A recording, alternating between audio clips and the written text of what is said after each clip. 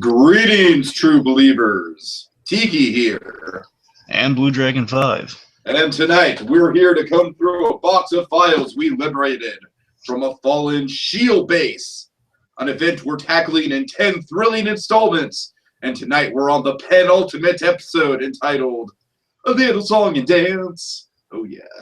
So join us as we dust off these SSR files from on the shield agent from before there was even a shield and began assessing Agent Carter. Now let's start with an audio tape. And now it's time for the Agent Carter Adventure Program, brought to you by Roxxon Motor Oil. Tonight's thrilling adventure strands our bickering heroes out in the desert, concocting plans and hashing out dilemmas. All of this after a stunning musical number. Abe Thompson's loyalty is questioned as he double-crosses everyone. In this race to put an end to Zero Matter, will Agent Carter pick Sousa or Dr. Wilkes? Can Whitney Frost get more unstoppable? Will there be an encore? Stay tuned and find out! I think that last question is really the most relevant. I want to follow up to that. Oh my god. Like I watched this episode at like 4 in the morning in a delusional kind of like insomniac ridden state. So you could imagine BlueDragonFive seeing that opening. I'm like, what? I had the same. What the hell? I had a similar thing when the Fish Moon did the thing on Gotham in the first season. You know the thing. Oh god! Oh god! She did that thing. It was really late at night, early in the morning, kind of in that area. I was like, "What?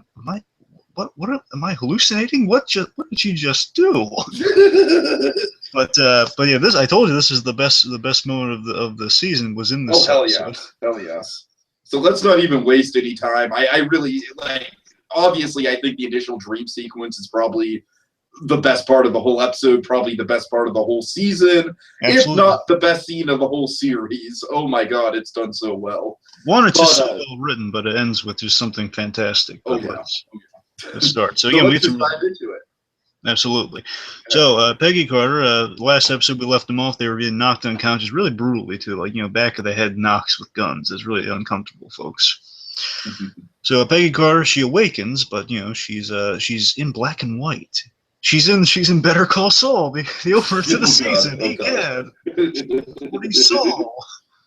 And the camera zooms in on the graffiti on the walls, and you see SG was here. Yes, and there's a lovely dolly shot going down. Oh god. Anyway, so Peg awakens in black and white in the SSR building from the first season, I believe. Yeah. Because we do go back to the first season a lot in this little opening we got here. She's in the SSR building in her desk alone. The whole place is completely deserted. And she's just asking hilariously, who turned out the color? She finds Michael, her brother, Egad. Oh yes. As she finds Michael, so it's a dream. It's like, what the heck is happening? He's the only guy at the SSR, everything's in black and white. What's going on here? I mean, it's got to be a dream, but just the way it was handled, it's like, it's a dream, but this scene is just so unique in its own way. It has so many different elements to it. It takes on like so many different things all at once anyways. So Michael's kind of, he's kind of ribbing Peggy a little bit. He's like, oh, gee, Peggy, couldn't you make this experience a little more vibrant, what's with all the black and white? And again, there is this scene is so well written, aside from just the fabulousness of the thing that comes up. Oh yes, seriously, there's really great psychology. They did their homework on the psychology here. This is like a lot of actual dream science that's applied here. She's feeling alone. Especially in the first season, that's why she's sitting in the exact same spot from the SSR in the first season.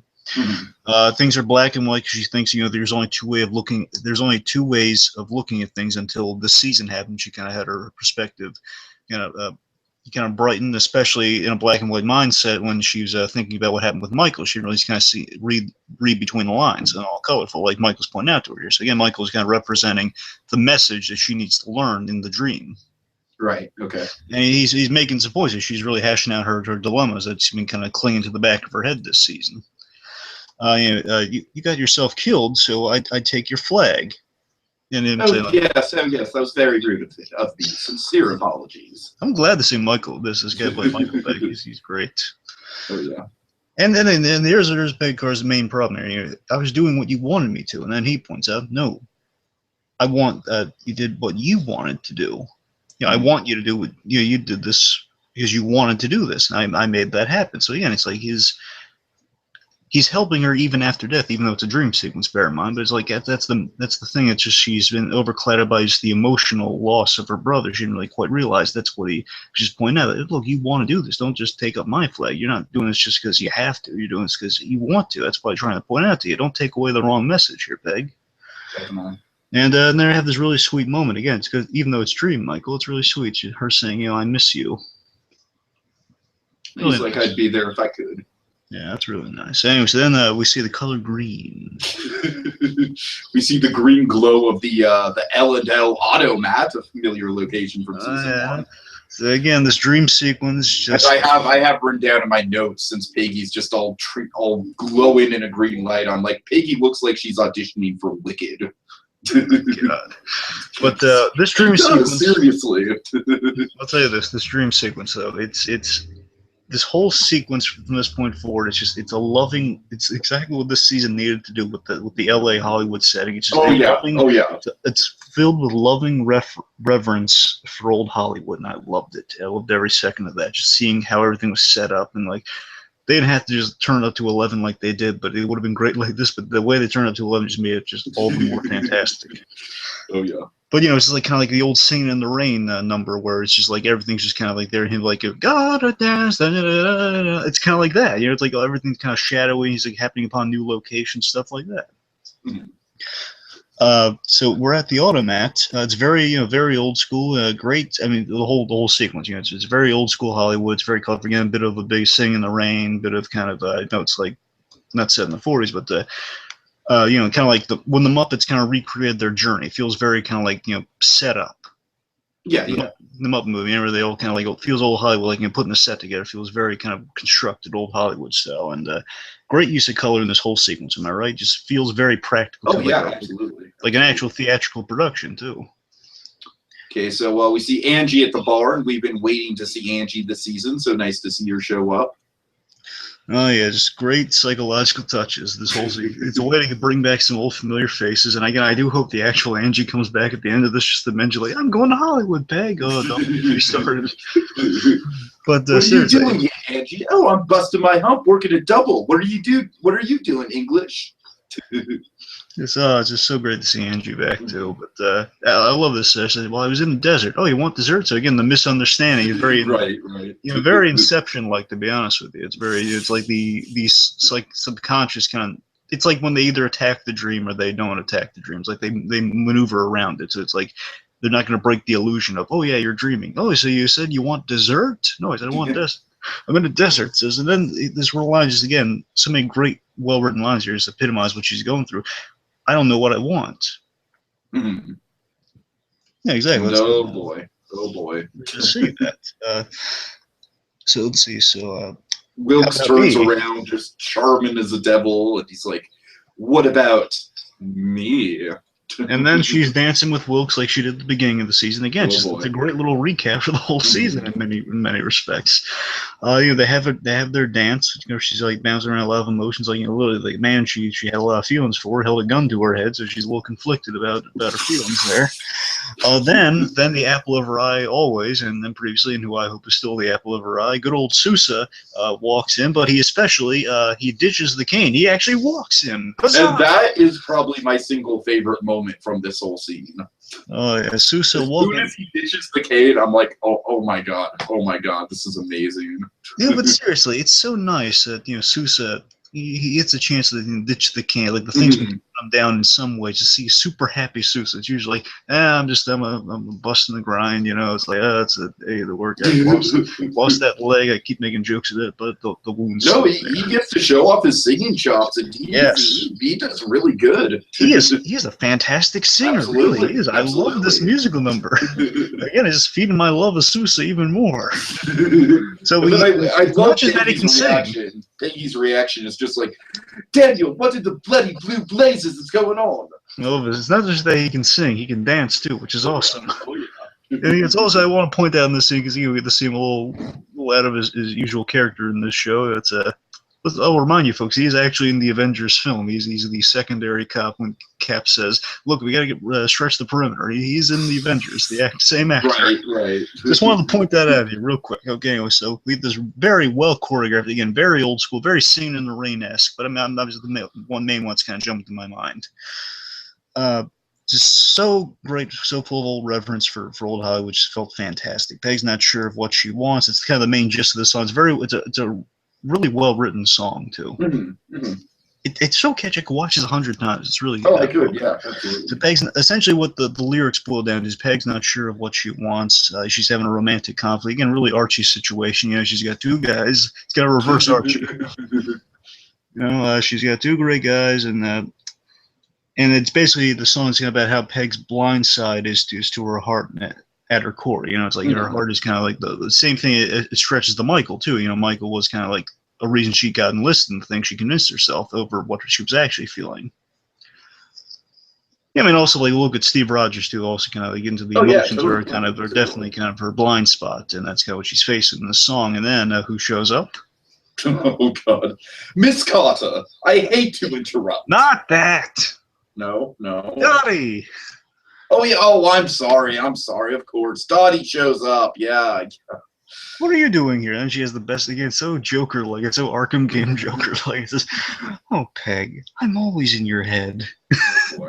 Dottie dressed like a waitress, and I kind of called that. Remember, I kept saying, if she like tries to replace Angie or something next season. That's true. That kind of happened in a way. Kind of. Oh, yeah. So again, then Haley Atwell gets a chance to sing, and oh my gosh, she's a fantastic job. Knocks it out of the park, absolutely. Yeah, and it's just so catchy. I love how the song's set up. Like, you know, you have this chorus of women in the background of Peggy, and and they're all just like, "What you gonna do? What you gonna do?" She has the two men of her eye dancing right next to her. Oh my God! It's just like it's visually just fantastic. It's incredibly well choreographed. The music's great. The lyrics are fun.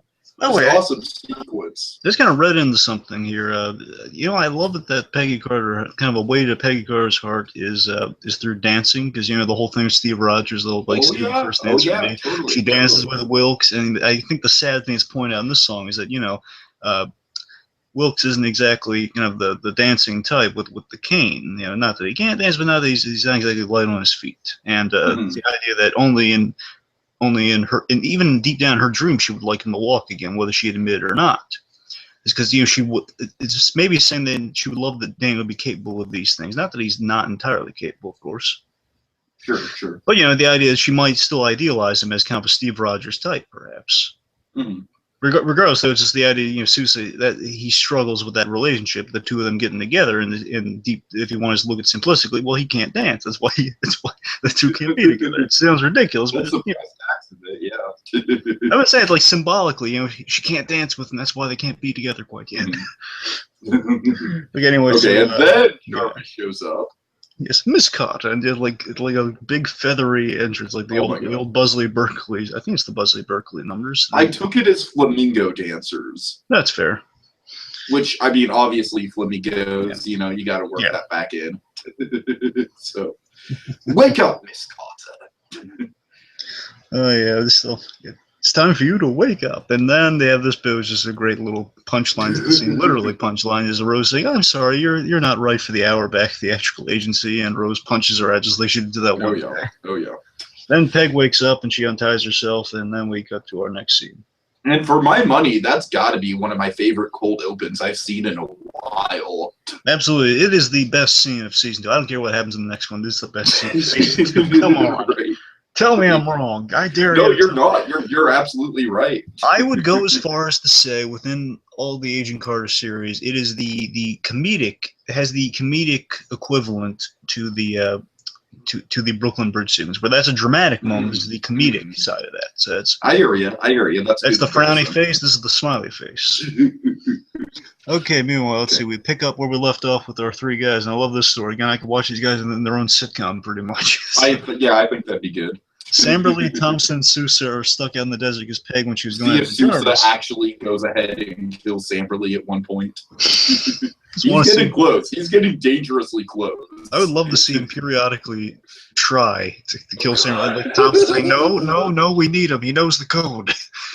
Come on, he's asking, no. Oh, God. We'll try Okay, so waterboarding. Samberly's like, oh, they're coming to get us, right? I mean, we do have their cannon. So I love just Samberly making the logical points. Well, the truck Peggy car rode off, and she has the water and everything, so we're stranded here and we have the big gamma cannon. Right. It's going to make our walk into town very, very hard, and Thompson prefers not to walk into radiation. Then Samberly just out of nowhere, oh, drink our own urine. That's what we should do. Drink our own urine. I'm problem solving. Oh, God. So anyways, as you said, Samberly spots the SSR car. They figure they're Master's men. Vega and Blackman. I love this. Again, just showing. I love Sousa so much. Yeah, Sousa. He deduces he knows who the two men. I think I may have predicted that he might figure out who the guys that beat him up were.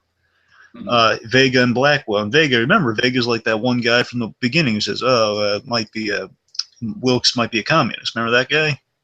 Sure. Vega's been there from the beginning. I just want to point it out there. I like the little callback to Vega. So Vega and Blackwell. When I just think of John Travolta. How does Vega make you think of John Travolta? Vincent Vega. Oh, right. Sorry. Anyway. Anyways. So basically, Vega and Blackwell, because one of them basically gargles Aquavel, which it's pretty funny. It's very logical. Yeah, that's why he knows. And by the way, Vega, if I'm right, was the one saying, "Hey, Chief Sousa, you okay?" That was after he beat him up. He's just adding insult to injury. Hey, you okay? Who beat you up? Okay, so so Samberly thinks, okay, we're saved. And Thompson points out they're not planning on taking us back, as in they plan on killing us. So Thompson then asks Sousa, hey, you trust me? Not at all. Good enough. Thompson tries to No, we're back with Peggy. Right. Yeah. So Jarvis tries to explain himself. That's what I'm getting at. Bad handwriting, folks. Sorry. Jarvis tries to explain himself to Peg, but she's not interested at the moment. She's still really peeved at him for causing all this mess of you had to go and shoot Whitney Frost. Now we're in this mess. Meanwhile, then we cut back to Sousa and Samberly have their guns on Thompson. Says, hey, arrest them. Go on, arrest them. Samberly's trying to be buddy. Oh God. Well, what are you doing standing around? Arrest them. And we get a double cross. Our man, as predicted, turn on Sousa and Samberly, and then Thompson tough talks his way to Vega and convinces him that he's still on Master's side. I gave you a direct order. You're not going to kill him. You're going to take him in. And this episode was just full of double crosses. It was kind of ridiculous. How do you feel Thompson was serviced this episode? Yeah, I'm a little mixed on it. Really? Yeah, I'm a little mixed. Yeah, I don't know. I was kind of like, I was digging his whole redemption storyline, and now it's like, well, shit. We're talking He's kind of not really redeeming himself now. Well, it's still kind of redemption. He's on the good guy's side. Yeah, well, we'll see. Anyways. So then he punches Sousa just for good measure. Okay, let's see. Peg uses a gadget. Now, a lovely gadget. I love these little ones here. She uses the hot wire. Yes. She uses the hot wire to break. Hotwire.com. She uses the hot wire to cut the heat, superheat the lock and kind of melt it off. I have one question with this BlueDragonFive. Like, it seems a little convenient that she just has it lying around. Well, no, she has it threaded through the jacket. Okay, but I mean, did she just keep that on her person at all times for emergencies, or what? Well, yeah, I'm sure she's got threaded through a few jackets in particular, so when she goes off, she'll have a thing if she gets stripped of her weapons, so she can escape. Okay, fair enough. I don't think it's like it's threaded as an additional material. It's like probably in a few of them. Anyway. So Jarvis, before they do this, he's like, if we are successful, Miss Carter, it's important that we're able to work together. And then as she gets the door open, she basically pushes him out of the car. Are you mad? What I love James Darcy again. He just two Emmy-winning episodes for him here. Oh my God, it's so great. He plays such great comedy and great seriousness in this episode, as he had such a fantastic dramatic performance last episode. Here's he's still going all over the place. Are you mad, woman? It's just then the buddy movie begins. You know, that's what it is. It's a hilarious buddy movie that these two are stuck in the desert together after. It's like Charles Grodin and De Niro. It's what it's like. Oh God. So, all right, we're safe in the middle of a bloody wasteland. We walk. Oh, throw me from a moving vehicle to kill me in an inferno. You've really proven your worth this time, Agent Carter. What skill and grace under fire? Agent Carter, and there's after she's just leaving, just giving him not like a second glance. Well, all right then. Right then. So Wilkes is not feeling that good. His eyes are, according to Manfredi, they're being driven back, going back to a headquarters. But Frost, she just instantly wants to be science buddies with Wilkes as soon as he wakes up. Yep, and Manfredi's commenting, "Oh yeah, your eyes look like 8 balls. You're not looking that good." Mm. I love this. Manfredi is still one of my favorite new additions of the season. He says he's not feeling too well. He pulls over this. He just hits the brakes, slams on the brakes, stops the whole freaking motorcade. Just if you're not feeling well, get out, puke outside the car. Of course. Oh boy. So Wilkes is explaining well, I saw blackness. Yep. And Frost is asking well, in the footage we saw, no one comes back. So why did you come back? And of course, that's not really something that Wilkes can answer. Yeah, and basically he's throughout this whole episode and starting in this scene, he's saying, "No, I cannot go to a city. It's not safe around people, around populated area. No." And then they say, "Okay, no, let him out. We'll teach him a lesson in following orders." And they realize Peggy and Jarvis have escaped, much to the poor Manfredi Maggia hired drivers dismay. Oh dear.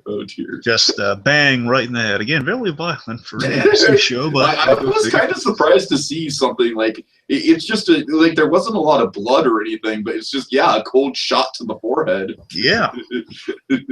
In close range too. Right. Okay, let's see.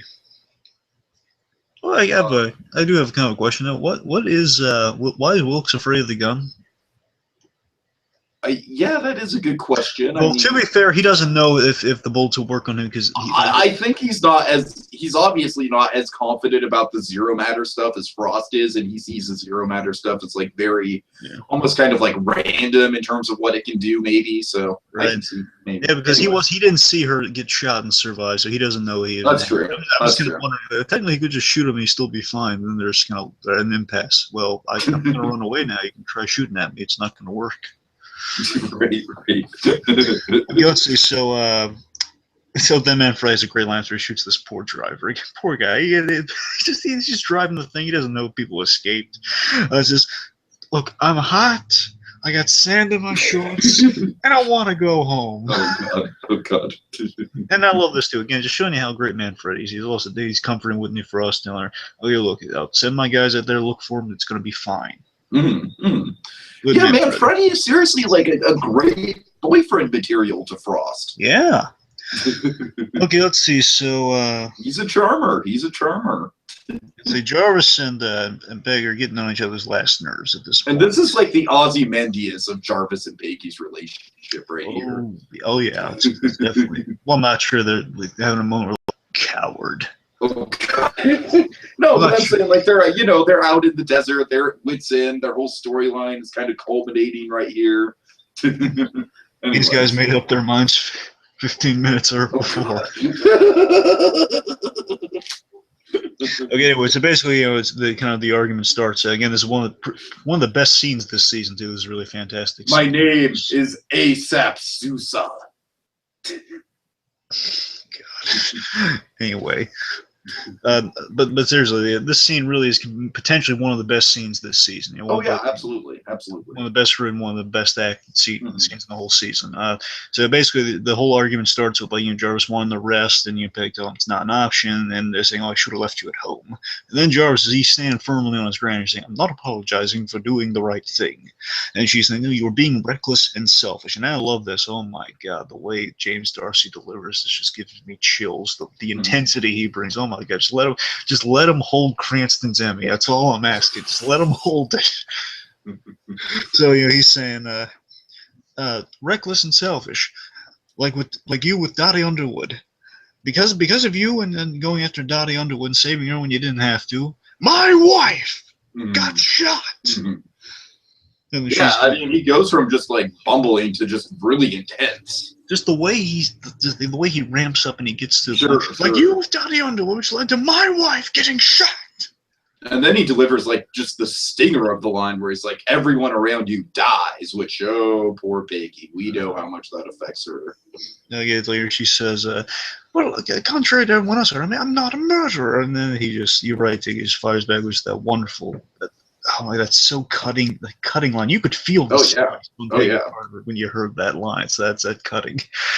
Says, "Yet everyone around you dies," and she stops in her track. And I love this. Jarvis realizes how low. He instantly goes back on it. Yeah. I mean, she lost her roommate. And Jarvis knows she lost her roommate. By the way, first lost her roommate, lost Steve Rogers, lost Dooley, lost Chris Minsky, loses so many people, and just saying, "And yet everyone around you dies," and then he instantly takes it back. I went too far on that one. I take it back, and then she's saying, you're right, and then you begged me," and she points out the factor again. She's really trying to be a little callous about it, just like not being as cutting or being as blunt with him. She's really being blunt. Sure. "You begged me," and again, oh my God, the way Haley Atwell responds is he's like getting ramped up and getting just give her all Dana Gunn's Emmys. Yeah, sure. I would give her own Emmy. I think she's earned it. Female. Seriously, I think she's earned her own Emmy. What do you think? I'd have to I don't know. I think the Emmys are just going to go to the Game of Thrones actress of the week, but I think Empire kind of gets it for the female actress now. That's true. That's what I hear at least. But I think anyway. Point back to this. She just delivers it so well, just kind of encompassing her logically putting this together. Kind of divorcing herself from her feelings, which maybe that dream kind of communicated for a moment here. Again, it's her character flaw. It's why we love her, though. She invests in people. She invests in things. Her emotion, her heart, speaks for a lot of what she does. Anyways, she says, "You begged me for all these adventures, and yet you go." Essentially, it's what she says. You go home with no consequence in your ignorance to another man's house. There is a loss. I've paid 100 times over. There's a loss that you can suffer, and I paid that 100 times over. Your wife will recover. Go on and you'll be able to go on with your lives, knowing that you've lost nothing. Knowing nothing of loss. Lucky you. Oh, and then then Peg's just done with him. She's turned around and basically you go your way, I'll go my way. Essentially, it's like she's just walking Then we get a really quick wide shot of the two of them separated. Now this is the Ozymandias moment. That's what I'm saying.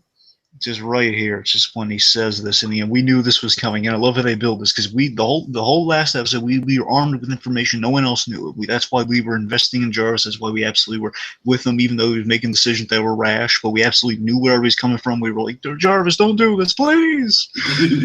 we absolutely were on his side. We knew it. Now we just had that hanging fruit of oh man, what if anyone finds out? Now we kind of linger in that. There's going to have to be an aftermath of, well, you just shot someone. Now we're in this horrible mess. You got to tell me what's going on, man. We finally get it here, saying she can't have children. Oh yeah, and just the look on Haley Atwell's face, the way she plays this, of what? She can't have children. Nobody knows it. Not even now. And then it's Peggy's turn to just instantly apologize. Oh, but before that, the worst part is her husband's a coward. Yeah, right. My actions are inexcusable, and him saying my actions are inexcusable. I'm sorry. And there's that moment where she says she's so sorry, and so they forgive each other. I love that Jarvis isn't like taking that as like a win for an arc. He's taking that. Look, it doesn't excuse my actions, but that's actually why. the line that Peggy uses that I really love is when Jarvis is like, I'm terribly sorry, Miss Carter. I was a coward. There's no excuse for any of this. I got us into this mess. And then Peggy, without a thought in the world, she's like, there is no use for any of that, Mr. Jarvis. I'm like, oh my God, these two are just thick as thieves. Speaking of Breaking Bad, something that relates to this. It does. Kind of a sadness I always had about Breaking Bad. It's like kind of one of those things like after it kind of happens and you kind of factor it in. When Ozymandias happened, and it kind of dawns you that, oh man, Hank and Marie were never able to have kids. Well, they'll never have kids now. Yeah, sort of thing. It's like, I'm just saying, it's like kind of like a little subtle thing, It's like, oh man, they'll never have kids. It's kind of sad. Sure. Yeah. I'm just saying it's a little thing. It's much sadder with Jarvis, bear in mind. Yeah. But I'm sorry, I just wanted to mention that. But seriously, it's like just her upon hearing that, of like, oh my God, she just literally said, you will know nothing of loss, and I know nothing of loss. I will never be able to settle down and have a family with my wife, who did survive, thankfully, but will never have a child that is ours. Okay, anyway, so after they forgive each other, then a car is coming. Now, all right, now there's a car coming. Car's coming, then they basically do a dehydration ploy, like, oh, she needs medical attention. Plain possum. She uses as Jarvis is distracting her, the pig comes around and knocks out a henchman by using Jarvis's turtle move. Call back on what I like to call, you're gonna love this, I nicknamed this guy Magia Krasminski. Oh God! Because seriously, look at him. He looks exactly like Krasminski, but only like working for the Magia. A little bit of an Italian influence. Yeah, I can see that. I call him Magia Krasminski. So she uses them on Magia Krasminski, and then like, oh crap! As this other guy realizes, oh, and she's up and about. And then I didn't catch this until the rewatch, but I love how Jarvis throws them like a little bottle of water or something. He's like, sip wisely. So she tells him, again, this is like clever, just her like not condemning them to death or anything, saying, oh, you walk to the city. Right, they've had much more, they've had water, they've had their stuff, so they're much more suited to like go for like a long walk to the city. They're not going to die out there. They're fine. And then she tells Jarvis, look, you need to be with Anna. Oh, so, your place is by your wife, and I'm not saying she's like saying you need to tell her, but she's just like implying whatever happens, you need to be by your wife right now. Mm-hmm.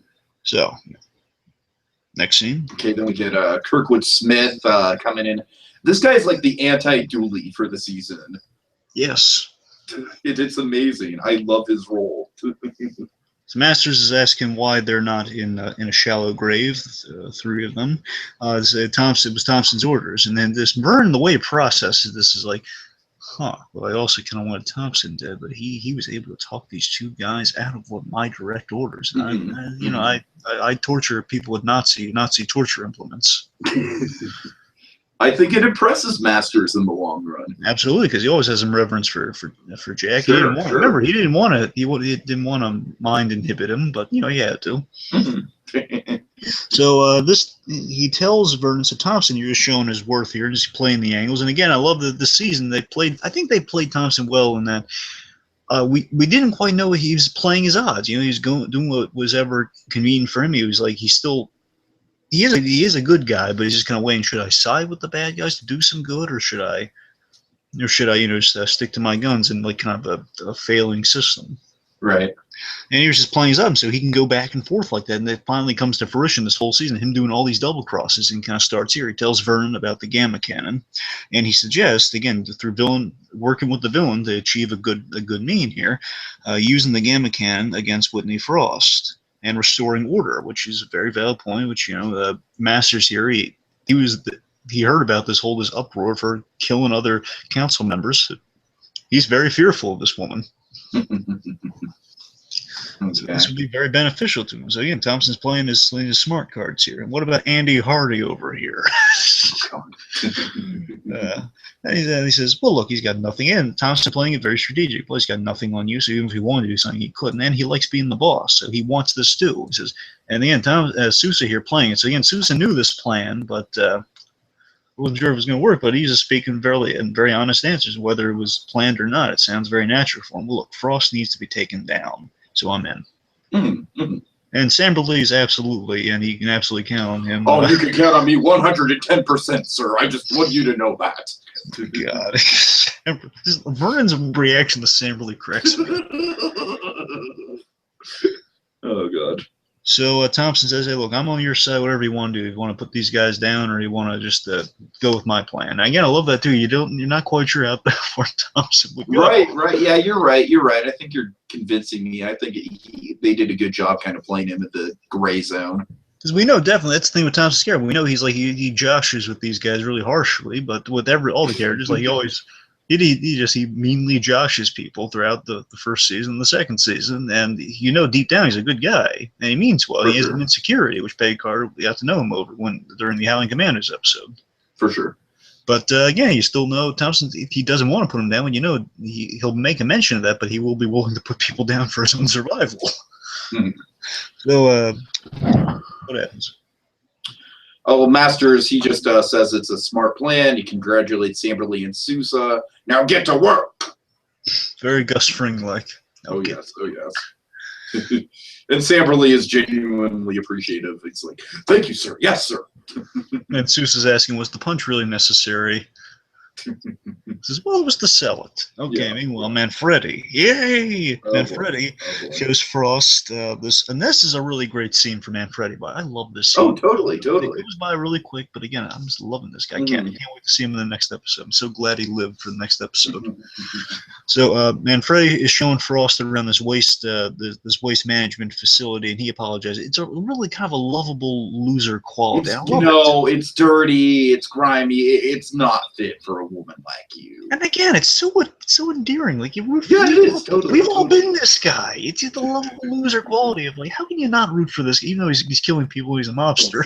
How can you not root for this guy? But look, I know it's beneath you, but it's best to do it. I thought it was out of the way. I thought it worked for you, and just it's so sweet. And I want these two kids to get together. I don't think it's in the cards, so I want these two kids to get together. Just her saying, "Look, it worked. It works fine." I just heard her like so touched by it's not what I pictured, but it actually does fit my purposes, and it works fine. It's so nice. Sure. And again, she's improvising a lab here, essentially, in this waste management plant. Not as sterile as she liked, but it'll do. We see Wilkes is strapped to a table with, let's see. Oh, right. He's begging. Wilkes is begging to be taken to an isolated area. Again, he's in impending doom. That's what he's sensing. You're like, no, me next to people, not a good idea. Please take me back to the searing desert, please. Then she's basically saying like, oh, you're ungrateful, Dr. Wilkes. Do you know how many people would kill to have your abilities? Yeah, how many people wanted to be my science buddy? I know. I literally had. She's a bitter ex-science buddy at this point. I essentially drowned. I essentially absorbed Calvin Chadwick because he didn't want to be my science buddy. Poor Chadwick. Yeah, poor Steven Universe Chadwick. Okay, anyway, so he's fighting the Zero Matter. Frost tells him not to fight it. She plans on taking it from him, and it's just this great line too. By the way, really great line. I think you and I both know that pain is the harbinger of progress. And she injects him too because you see how painful it's gonna be. Oh my God! He takes a huge, like old '40s needle. Right. And again, they didn't cut away from it too. It's like there's no blood or anything, but just, you see it jammed into him, and you hear his like screams of pain. He's solid now, folks. So it's really right. Oh God, poor Wilkes. I mean, I know he held a gun to a protagonist, but still, no one deserves that. So Peg's this scene is so cool. I love this scene. Sorry if it sounds like I'm happening upon this for the first time or anything, folks. Just it's been a while. It's all good. So Peg walks into the SSR and was like, "Oh wait, it's Peggy Carr. I think she's in this show."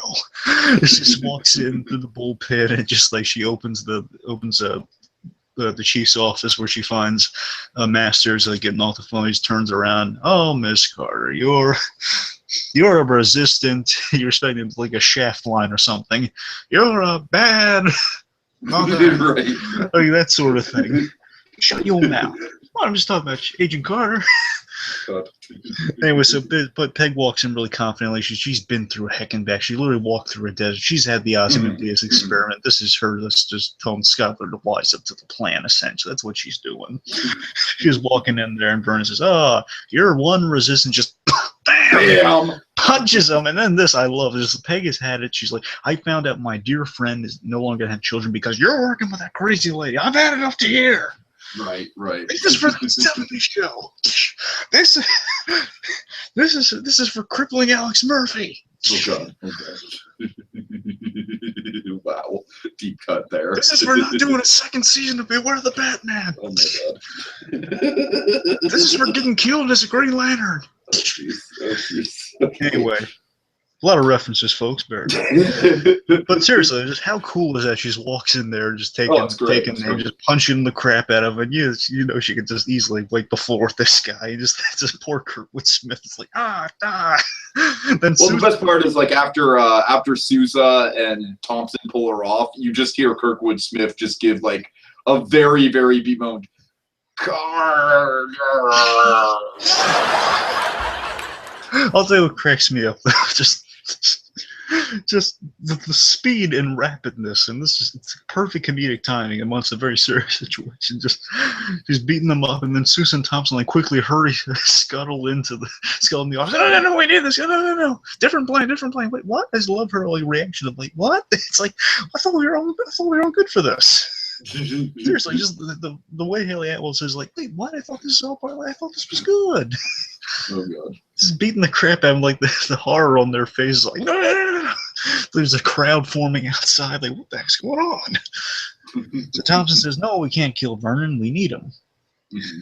So she thinks it's ludicrous. Samberly's? No, not Dr. Samberly's ability to build this thing, which I love. What Samberly says, "Oh, thanks. It's good to hear some praise." It's good to hear that everyone, it's good to hear that someone has a bit of faith in me. Thank you, Peggy. And she gets back on point, saying, "No, I think it's ludicrous trusting Masters over there."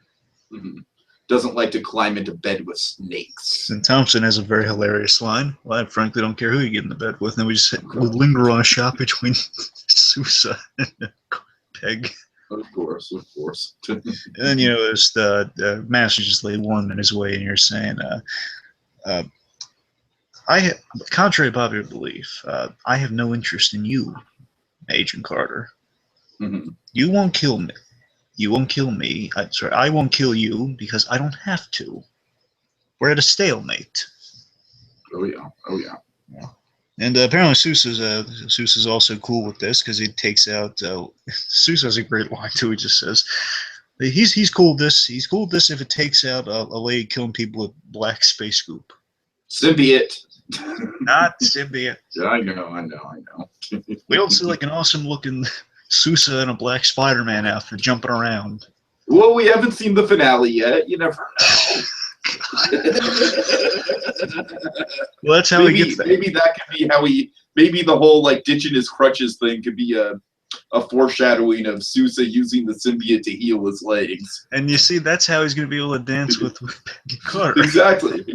See, because apparently, if we've learned anything from Spider-Man 3, it's that symbiote gives you an urge to dance. So totally. I mean, that's just isn't that what symbiote is in the comics? I mean, that's symbiote's main property, right? It's why they recast Spider-Man and the new Footloose reboot. Okay. So, back on point here. So again, just seriously, what a great line though. Says, "Hey, if it's so absurd yet so delivered so straightly, Well, if this takes out a lady killing people with black space goop, I'm fine with it." So she agrees. She agrees to plan. Like, okay, fine, and she and Frost Sousa wanted it over an hour ago, and she's not going to be happy that it's not there yet. Thompson volunteers to deliver the bad news to explain that to Frost. I've sold a load. I've sold a load of bull to a lady. Basically say I've done that before. Giving a wink at Peg. Yeah, I've done that to you before. Yeah. right. Let's see. So Frost is getting nothing from Wilkes. Not a drop of Matter material blood. But Manfredi, he's being kind of logical. He's like, hey, we should give it a rest or his heart will give out. Very logical. Yeah. Hey, Wilkes warns her, look, if you get this thing, it's going to kill you. It's more power than you've ever imagined. She says, I'm willing to take that chance. Mm-hmm. So Frost and Thompson, they meet again, because remember they have their little mingling thing at Chadwick's campaign party. And they still have a lot of chemistry, which I did like this. I like Thompson charming the pants off of Frost here, and I love that she really likes him too. She really thinks he's attractive. And of course, Manfredi is just like on it like a bulldog. So he volunteered to give the news that's not ready yet to Brave too. Mm-hmm. And he says, "Well, it's an opportunity." She's like Brave, Manfredi's stupid, and then Thompson's like, "Well, maybe I'm a bit of both." Yeah, he preferred the option to spend time with me, Frost, even if it's in a dump. And I love this part. He says, even if it's in a dump, and Manfredi feels very offended because they had that really sweet scene earlier on. He says, waste management facility. So just him, like he's calling it a dump. He feels very offended by it. Relax, Joseph. And then Thompson's like, yeah, Joseph, relax. And he's not. Manfredi is not going to take to people calling him by his first name. That just sets him off. And Thompson he knows how to. He knows how to ruin people. He knows how to get under people's skin. He's that good an agent. That's his specialty. Interrogating people, getting responses out of people.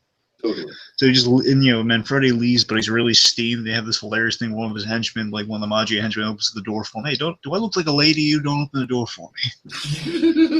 So Thompson and Frost. That on my rewatch. That was great. So Thompson and Frost have a scene together. And again, they do have really great chemistry. You can kind of see the charm on both sides here. Like she kind of likes him, and he's saying, well, she is kind of.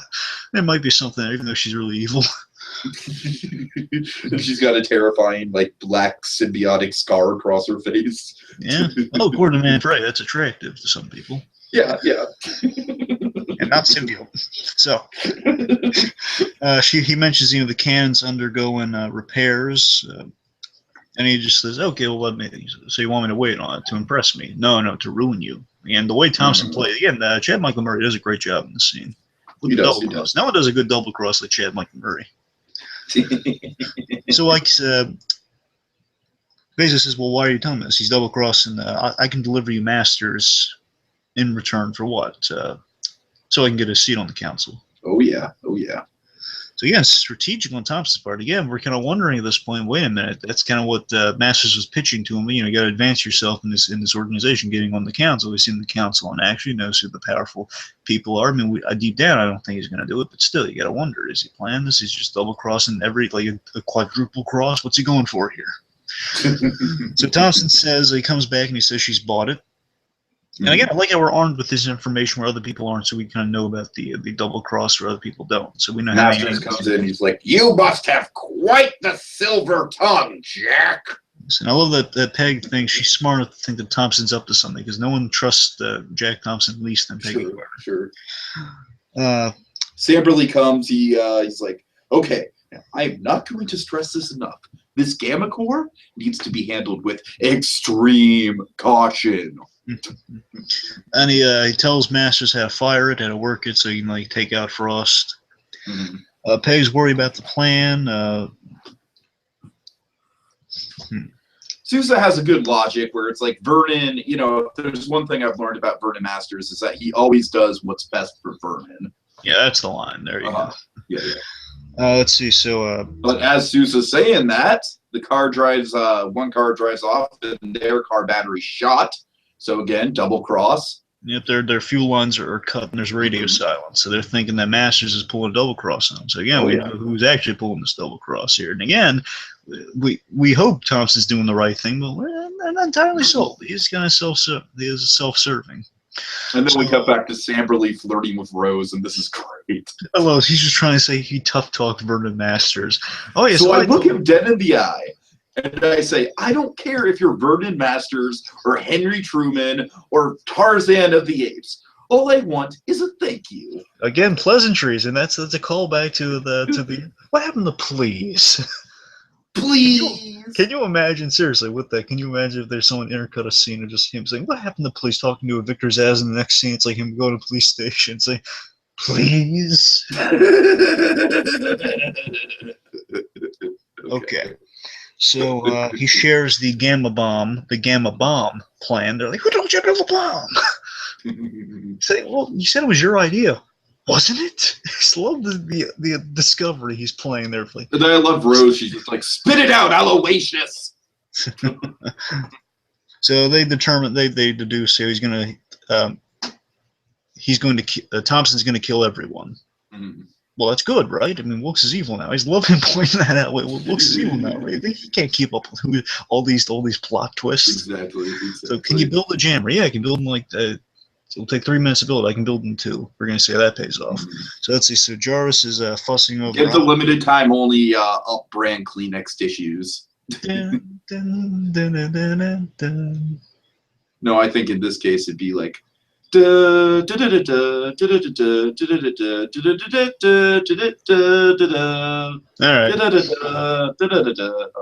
Close. You get the idea. Okay, so Jarvis is fussing over Anna. Thankfully, no balloons of tragedy are in the room. Thankfully. Oh God! Thank God. Just be on the lookout for that in movies, folks. After 2009, if you see balloons in a hospital room, you know bad things are going to happen. Okay, so she's Anna's questioning, what's going on? How's the adventure going? What about Dr. Wilkes? She wants answers. And Jarvis is suggesting going on a holiday. He says, "Well, you're not being truthful with me. You hate going on a holiday." And I love this. Anna can just tell right away. It's like, Jarvis, he's a man of many skills, but deception is not one of those skills. I forgot how long her hair was, to be honest with you. Once in the scene, I forget, she really has done up in that cool little style she's got going on. Anyway, I just want to point that out. So she's saying, Wilkes, well, I don't know what's going on with Dr. Wilkes and Miss Frost. Last time we saw her, she's very formidable. And then Anna comes here, is great. Like, she does a great show support. She's a great female character. She absolutely is. She can rank among the rank. She can walk among the ranks of Kim Wilkes in my book. Is it Wexler or Vexler? No, it's Wexler. I keep calling her Vexler. You should correct me on I've never heard you call her Vexler. Good, because I thought I've been saying... Where are you getting Vexler from all of a sudden? I don't know. It sounds very similar. Vexler, Wexler. How is that all similar? Okay, we're moving on. So she says, she says, well, you should be with her. She says, no, you need me more. She says, it's lovely. That's lovely, but there's a legion of doctors and nurses for her. Peg only has one of you. Peg only has you, and it's not up for debate. There's no debate. And then this scene happens. Oh boy! And this is literally pulling from Up. Really, is pulling. No, this literally is basically an homage to Up. It's pretty much the same setup. And again, you know what happens here. And it's, again, the way she plays it, and she plays it so competently, and she plays it so lovingly. Your heart goes out to this couple. She says, what else aren't you telling me? You're a terrible liar." And we can sense as the cat's panning out outside the room, he's telling her the horrible news. Oh yeah, and I think that's such a great choice to not show the conversation, but to cut away right as it's happening. I'm sure the epilogue of this season is going to be something like her saying, "This is why we got to make the most of our lives now." Yeah, it's gonna break us. It's gonna be kind of like maybe a second runner to the Brooklyn Bridge sequence. Right. Okay, let's see. So, all right. So after that, Samberly will get this working. It's not working. I thought you said 2 minutes. I love how just peeved Sue says with Samberly. So yelling won't make it work. Then Peggy basically pulls a bat exit. Oh yeah, she's gone. She says, "Oh, wait! Ah!" So she knocks out a guard. We see it's mentioned that the instructions are mentioned. It needs to be charged after every use. Frost plans on taking the Zero Matter back from Wilkes. Peg enters to save Wilkes. And in different rooms, all this is going on. Wilkes is almost out of control. He's like hanging on with every last muscle fiber he can every last fiber of his being. Man, it's gonna be a lot of musculature we're gonna see coming up here. Like, oh yeah. It's like what I mean is like it's like tensing a muscle. So we can tell. Imagine maintaining that for like I guess it's been like hours probably. It's night. It's nighttime since it was daytime, so it's probably been like 4 hours probably. Something like that. Yeah. Imagine tensing a muscle and being injected with all that crap too, and it's like all Not that fun. stuff Not fun. for 4 hours and still maintaining like holding your muscles in or something. Mm-hmm. That's painful. So Wilkes is almost out of control. He's urging Peg to leave. He says, "Look, it's not my mind under zero matter. Those were all my choices out of desperation." Yeah, he's just doing everything he can to just get her out of the room at that point. Yep. Then Masters attempts to fire on Frost, but Frost stops it by the turn, and as Thompson turns on Masters. Well, hold on. Let's not. I love how Masters thinks he's so cold and calculated in this moment, even though he's not being sly at all. I just think it's funny. He's just like, oh, I should show you, as he's pointing it directly at Frost. Like he's moving it to point it directly at Frost, and he's like powering it on. He's like, I should show you one other important feature. Yes, the cup like, holder. One flaw in this plan is like, well, obviously she's just gonna move out of the way. It's like she can tell the cannon's powering on, I don't know. Just Masters is like the fucking the hero in his own spy movie in this moment. Masters thinks he's Nick Fury, but he's really not. Exactly. I can pull off an eye patch. Just watch me. Oh god. Seriously, give me an eye patch. Give me a little other number. Come on. Oh, Kirkwood Smith. Carter, give me an Smith eye has been a patch. delight this season. Just he's like knocking on Sam Jackson's door at his LA pen pal. Give me an eye patch. I can take over. Your contract's up. Give me an eye patch. Sam Jackson's just like, what the hell are you talking about? Okay, anyway. So then Thompson turns on him. Wilkes is begging Peg, and just you're awfully stubborn. Then we have this bit here, and of course he knows is very Steve Rogers-esque. This is really weighing on her this moment here, where he she thinks she has him out the door, and then he locks the door, so like she's locked out, and she can't get back in to save him. And he's just very Steve Rogers-esque of her, like telling her to get out of there. Look, I'm ready, Peg. I'm ready for this to be over. And he's starting to let the zero matter in as he's walking away against kind of the Steve Rogers over the radio heroic sacrifice. You can imagine on some level that's really affecting Peg, because it's like that position where there's still time. We can save you. Please don't do this. Again, yet another person here, like as Jarvis said earlier in the episode, person dying around her. Totally. And that's sad. You feel your heart goes out for her. I love that they didn't overstate that was like a Captain America reference. I like that. It's like subtly there. It's like there's enough there. So Samberly blocks the detonator. He's finally got that fixed, so he blocks the detonator. So when Masters tries it, even if he did try it, it's a no-go. And then Samberly's like, he's kind of scolding Sousa. He's like, oh, great job, John. You really saved the day. Sousa, I am going to kill you someday. This is Samberly saying, get in line. You have to get in line for that, because many people want to kill me. Apparently everyone hates Samberly. I mean, it's like, I can get that he's a little overbearing, but he's pleasant. Yeah, I like Samberly. And I think he's got a lot more technical skills than people actually give him credit for. Sure, I mean, you can't. Look, Anna Jarvis, as great as she is, she's good to follow instructions. This guy can build them from on the spot instructions that a scientist at her disposal. So Masters is pleading for his life, and then Frost makes a very astute observation to him. You answer to men more powerful than you. And Thompson appreciates everything Masters has done for him. Oh, I can really tell. And he is sorry. I think as a part of it, Thompson is kind of sorry it has to end this way. I definitely think so. Because he says you're like a second father to him, and I don't not believe that. I believe that.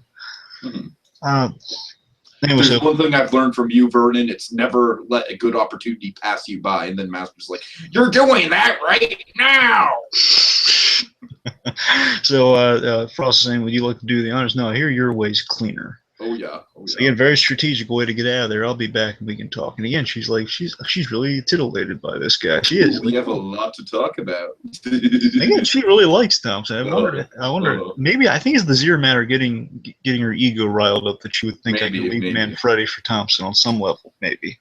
So Master's just like Jack. And the way Kurtwood Smith says Jack, he's acting his heart out in his final moments. So Thompson walks out and he pushes the button all confidently. No detonator. Carter. No. So he's run over there and basically they have kind of a verbal battle over what innocence is as he's running over the Sousa and Samberly. And Samberly, turn around. Fix what you did.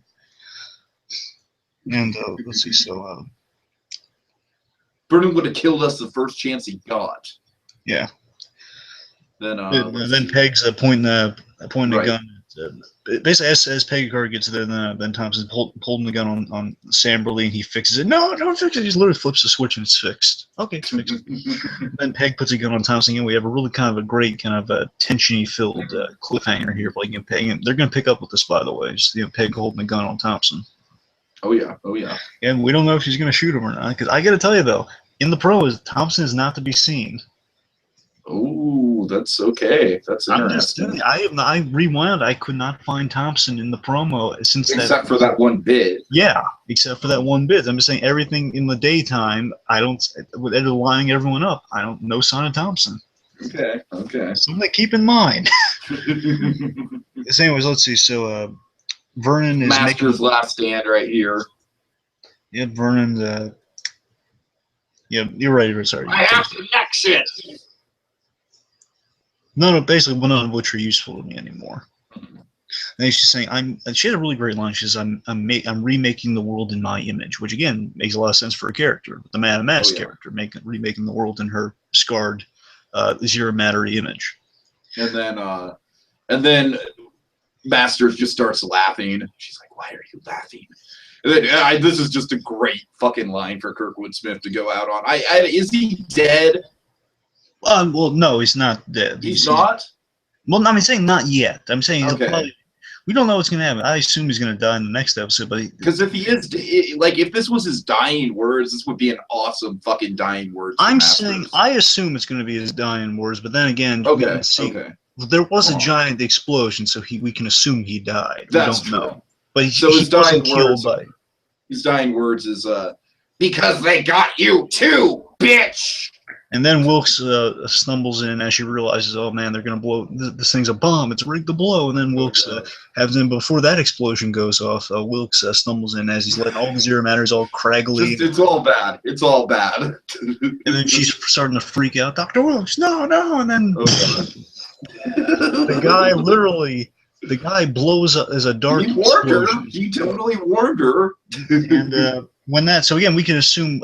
I would assume it's all that Zero Matter going around. It kills Vernon Masters. That's my guess. I would assume so. I love Vernon Masters, but it's just such a great line to end out on him. And if they do, if he does survive, we'll be like, okay, yay, we get to impersonate Kurtwood Smith for one more episode. But I think this would be a good way to kill him off. I think it's safe to assume those are his dying words. Yeah. Because they got you too, bitch. Great. Okay, and that's the ending of the episode. Yes. So I guess really quick, let's season 2, episode 10. The finale is called Hollywood Ending, appropriately enough. So let's go through that promo you were talking about. Well, we know Howard Stark's coming, and Manfredi's joining our good guys. Because Frost is all powerful. She's absorbed tons of Zero Matter, and she wasn't completely craggly yet, but I mean her eyes are going dark and she's looking really powerful and scary, but she's not completely deformed yet. She's like, you can run if you want, but why bother? Oh boy. I'm just waiting for her face to go. I want her to put on that gold mask. I know. Let me say this. That's the big question, right? That's the big thing we're all wanting. I'm gonna be a little peeved, not entirely peeved, but a little peeved if they kill her.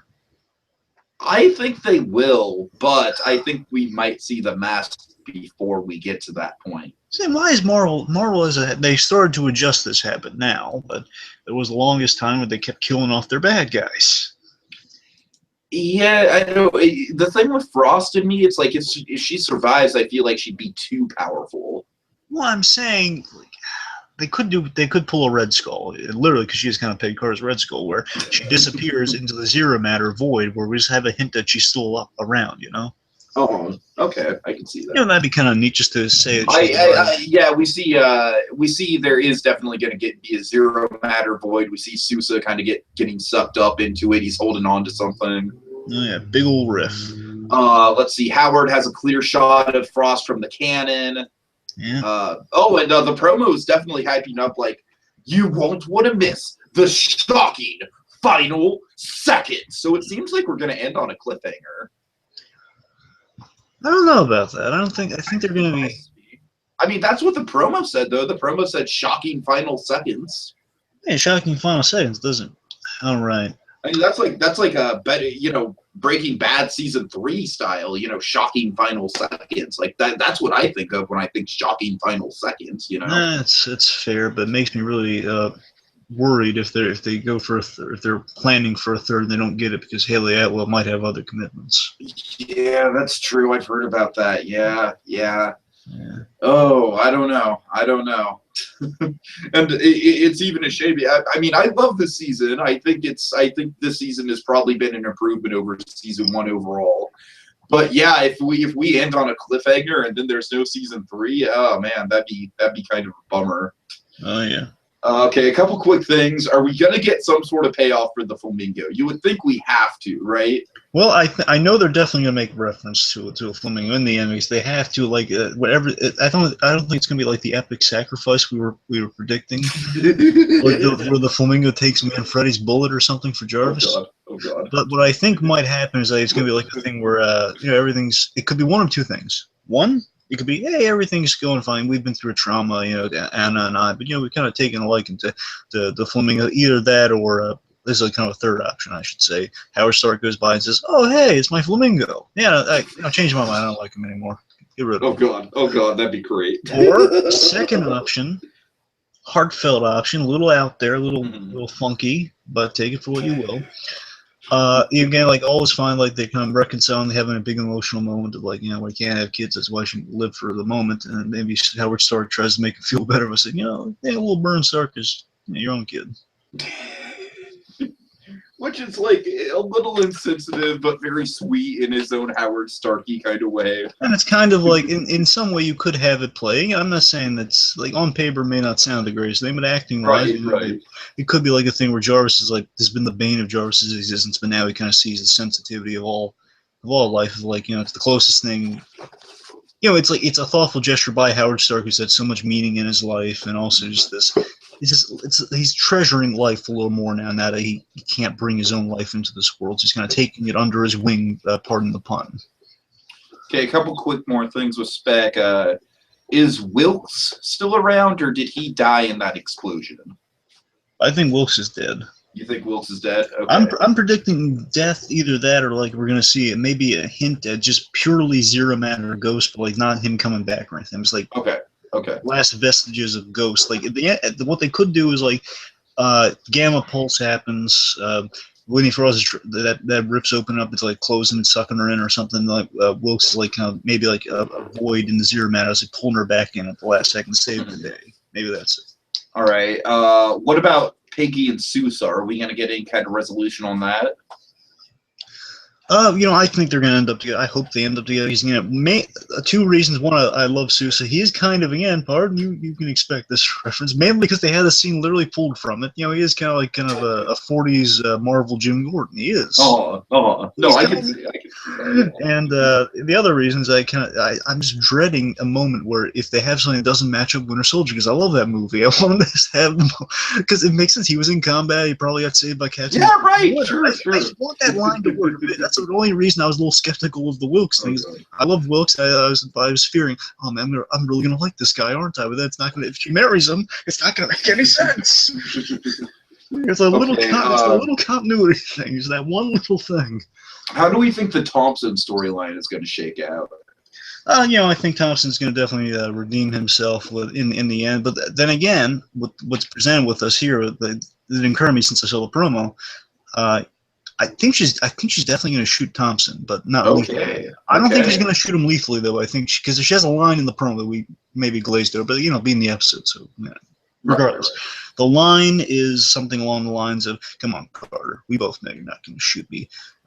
Something along the lines of all the stuff I've been through, or like if Like you asked me earlier, earlier, that would have been true, but after everything that's happened, that's not the case anymore. yeah, that's the line, which makes me think she's going to shoot him in the shoulder. Maybe that's why he's not in the action. Okay. I guess the last thing I have, unless you have anything else, is Dottie going to factor into the equation at all? Well, let's see. Well, Dottie, she's been through a lot. I think we might get a thing with Dottie where she's kind of like maybe. I'm trying to think where we left off there. She escaped. Wait, yeah, we haven't really seen her since she escaped. Oh yeah, we'll definitely see her because she escaped. They're either going to do a thing where she's going to help in the third act, or she's going to be kind of the post-credit scene of like, "Hey, I'm going to be in the next season." Mm-hmm. And then any mention of Zoloff at all? That's the thing. That's the thing with her coming back. Could be like a mention of like, "Oh, Dr. Finoff and Armin Zola. I'm working with these guys." Something, right. Not a line, but showing of that. Okay. What if she breaks him out? What if that's their cameo? She breaks him out of prison. I could see that. That'd be awesome. They call back the 6 walls thing. That'd be great if you just actually. Okay, you know what? If let's say they have like a really good resolution to the Peggy Carter stuff. Like a nice resolution with her, and like a nice, really sweet resolution with Anna and Jarvis, and then her and Daniel getting together, and then like that whole shocking 2 seconds or whatever, the shocking last seconds could be like an after credits thing. Okay, would that work? All right, that might work. All right, I think that'd probably work better than our other alternative of just like cutting, like just Breaking Bad season 3 style, just cutting in the middle of the action. Okay, let's see. Oh god, no. Just no. No, I gotta tell you, in retrospect, not their best cliffhanger, because I mean, come on, what else did you expect to happen? Right. Okay, let's see. Anything else that you got? I'm trying to think. I think we pretty much talked about everything I had to speculate. Wait, let me think. We get characters real quick. Again, I would like to see Angie show up, actually. Here's one thing to speculate on. Do you think she's going to stick around LA, or think she's going to go back to New York? I actually think that if they do a season 3, I wouldn't be surprised if it's another location entirely. Chicago could be nice. I was thinking maybe the UK, actually. Oh, that's better. Yeah, let's do that. Yeah. That's kind of what I was thinking. I like that idea much better. Yeah, that could work. But kind of go in her territory a little bit. Maybe go more with the home life and with the whole Brother Michael stuff. Kind of getting back and Peggy Carter's head a little bit. Sure. Totally. Maybe. Okay. All right. Well, I guess next week we will find out. Tomorrow, I guess, because we're recording this late. But so tomorrow we will find out. Should be fun. Anyways, tune in next time. Wait. We got to talk about what we thought about the episode overall. Oh, I'm sorry. So overall, I thought this episode was really good. I don't think it was quite as good overall as the previous episode, episode 8. But as you said, that dream sequence is fucking phenomenal and might be one of the high points of the whole series. Really, just really good, kind of getting us into the action. A lot of double crossing going on, a lot of wheeling and dealing. So I enjoyed it. This is a great one. I think these 2 episodes work so great in succession to each other because they have like this great kind of the running story about what happened to Anna Jarvis, and kind of the response to that. And again, I love the 3 amigos thing we got going on between we and Samberly, the 3 Stooges thing we got going on between the Samberly, Sousa, and Thompson's really hilarious. Again, how that begins and just them gonna pair it off again, seeing Thompson's craftiness. It felt really. I really enjoyed this one as well as I think you're right though. 8 was such a fantastic build though. Again, I think we had such great scenes though. I mean, I think there's altogether it's still a strong episode, but you have these scenes just like shine so much. Like I don't blame ABC for airing these 2 together because they definitely work well off of each other. Like the opening and the opening sequence and the hashing it out Ozymandias style in the desert. I mean, those 2 scenes are just phenomenal. Those scenes, and the ending's a great cliffhanger too. So you need those 3 moments in this episode. They're just really justified. And I wouldn't be surprised, honestly. I wouldn't be surprised if they kind of it's kind of a weird pairings they've had this season, because the 10th one's just kind of left alone, where the other ones have basically been aired like 2 at a time, pretty much. Right. Where this one, I wouldn't be surprised if this is yet another reason they wanted to air them the way they did, so they can get these two specifically together because they fit so well together. Yeah, I wouldn't be surprised as well.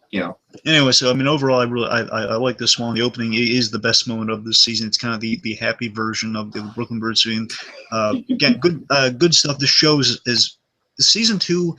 It's felt so fun, so great, so diverse. It's kind of this continuing story with the first. I think it was such a good idea to move the series out to LA. It gave it such a new life. It gave it like an entirely new kinetic visual energy to it.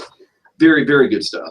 Absolutely. Well, kind of, I guess, sum up thoughts when we get to the last episode. But overall, this episode was great. Yet another in a line of really good episodes. Okay. So we are sealing up the box for now until next time, when we continue assessing Agent Carter.